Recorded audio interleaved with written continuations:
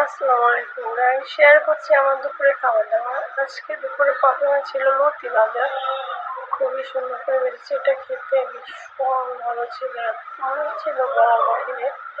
এটা আমার নতুন চ্যানেল, সবাই সাবস্ক্রাইব করে দেবেন এবং ভিডিওটি ভালো লাগলে অবশ্যই লাইক কমেন্ট করতে ভুলবেন না।